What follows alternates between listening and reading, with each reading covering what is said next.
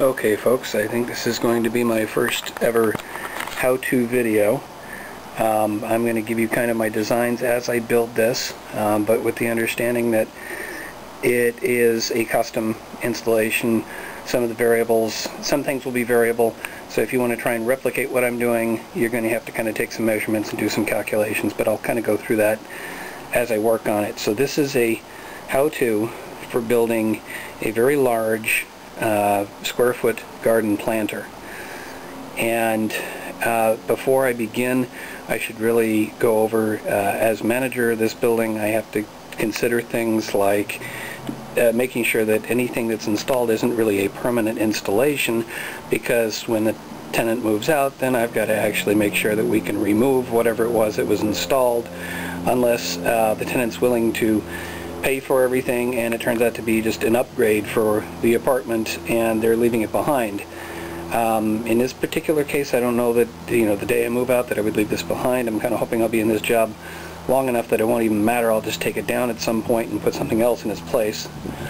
But I am building it with a mind towards it not being a permanent installation.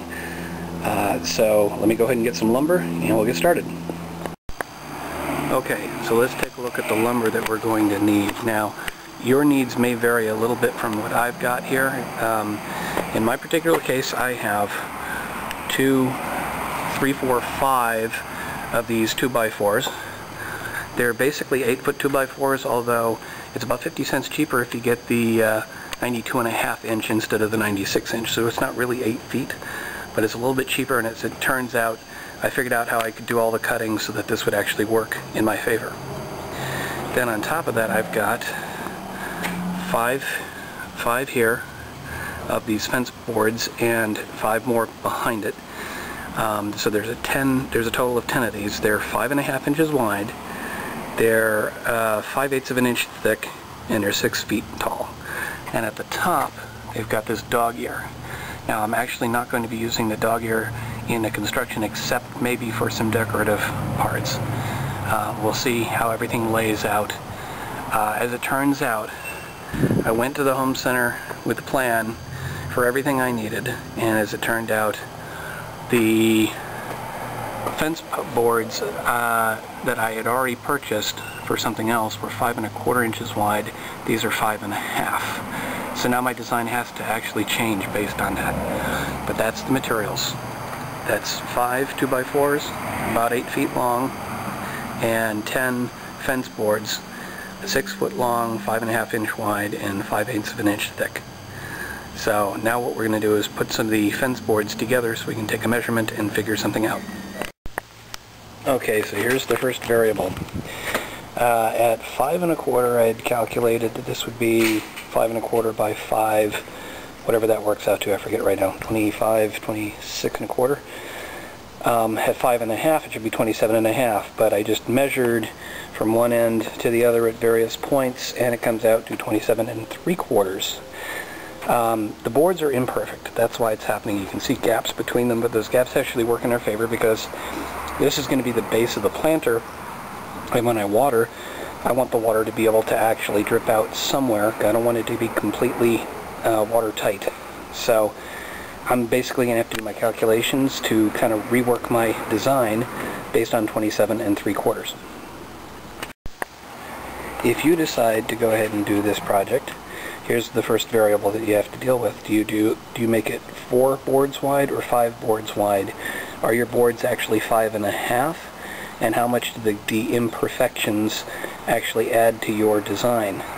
Now, as it turns out, basically I'm going to support these boards underneath with the table built from the 2x4s. So the key is going to be to figure out how wide this base is. And so in this particular case, I'm saying it's 27 3/4 for my design. Now I have to figure out if I actually have enough wood to build the entire table that's going to go underneath.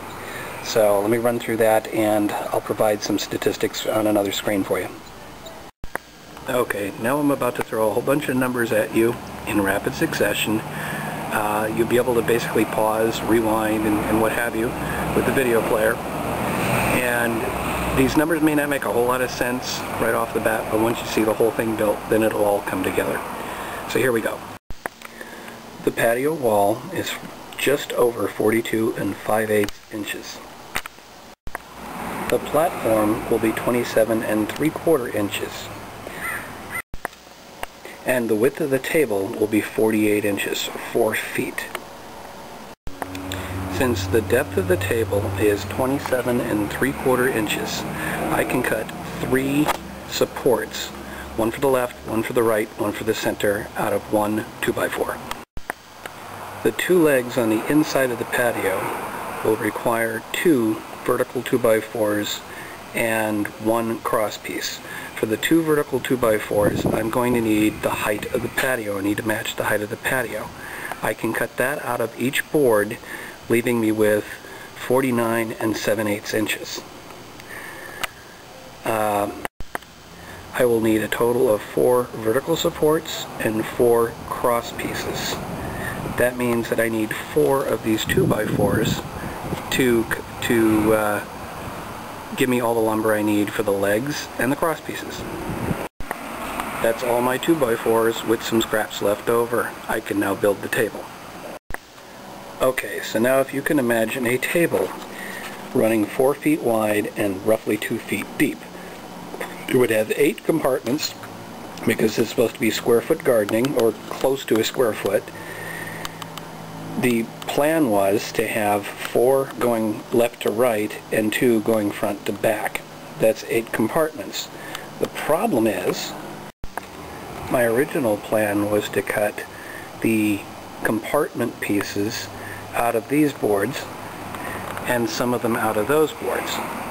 The way I was going to do that was I was going to take the 4-foot width, and then I was going to take the remainder of those boards minus the dog ears, because when I run these for compartments, I don't want the soil from one compartment to contaminate the soil in another compartment, or worse, for roots from one compartment to make it into another compartment. I want to have them completely compartmentalized, because some plants don't work with one another. I can't plant beans with tomatoes.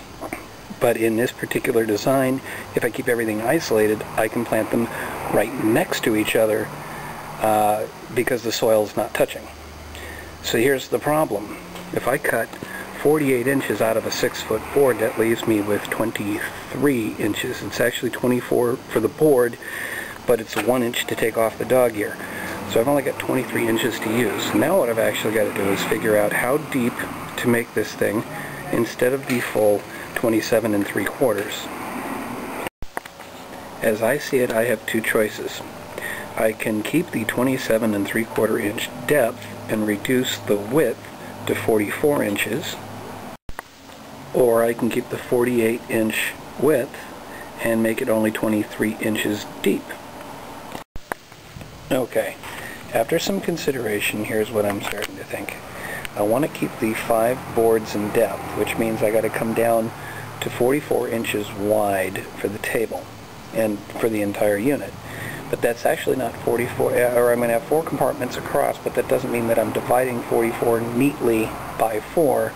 I have to consider that I'm using the same boards to create the compartments, and the boards are 5/8 inches thick. So for 4 compartments, I'm going to need 5 boards left to right, which means 5 times 5/8, or 3 1/8 inches. So that's 44 minus 3 1/8 inches, which is 40 7/8 inches. I take that and divide it by 4. Basically what we're looking at is roughly 10 inches wide. That's 10 inches wide, but now I've got the 27 5/8 depth, sorry, 27 3/4 depth. That's divided into 3 compartments, of which only 1 board is used to take up space. So that's 27 3/4 minus the 5/8, or 27 1/8, divided by 2, which is 13 8 9/16. So it's a little over a foot in one direction, and it's a little under a foot in the other direction. So I think that's actually going to work, which means basically my decision is to go ahead with the 44 inch width. And so I'm going to reduce the width instead of reducing the depth. There are other problems with reducing the depth, but if you want to do the calculations, you can see. Let me see if I can run through that for you. If I keep the 48-inch width, that means I'm restricted to 23 inches in depth for the boards that are going to run from front to back. With those boards running front to back, 23 inches of depth, hang on. Okay, I straightened out my thought. 23 inches in depth puts it right in the middle of, if we're looking at if that's the back of the table and this is the front of the table. The problem is that I actually want to have the border of the entire box, the front piece for the entire box, actually mounted perpendicular to, well, it's going to be perpendicular anyway. Let me see if I can actually stand one up and show you. So this was the plan, was to have it configured somewhat like this, okay, where it's butting up against. The problem is I can't do that if the front edge of my 23 inches lands in the middle of that front board. So the only way I could do that then is to go back to the 27 3/4, or take one board out and shift that front piece forward. Now what that gives me is 22 inches from front to back. That changes the other calculations. 22 inches instead of 23 inches is actually not all that bad, but then you also have to consider that I'm going to have another piece in the middle, something like this, except the problem is now that that one piece is actually blocking a drain hole. But actually that's not necessarily the worst thing either. So let me think again. This should give you a fairly good visual, except that we would normally be standing this way with it being 48 inches wide. So if I take 48 inches of this, the side pieces will then need to be 22 inches. Okay, I lost my train of thought there for a minute, and obviously I'm not figuring this out as quickly as the video is. Okay, let's try that again since I filled the card. So I was saying that basically, obviously, I don't figure this out quite as fast as the video is going because I'm stopping and starting with the video. But the more I think about it, the more I'm actually changing my mind now to go with the shallower version and keeping the 48-inch width. So if I keep the 48-inch width, then that means I need 22 inches for each side piece and for the pieces running, basically for all the pieces running front to back. Actually, it's not even that, because if I just run one piece left to right like this, then I'm cutting a bunch of pieces that are a little less than 11 inches. So I think that's the direction I'm going to go. It'll be shallower, and the other advantage of it being shallower is when I walk out onto my patio, there'll be that much more room. So it's time for me to put all this wood away so people don't trip over it, and I'll get to actually building tomorrow.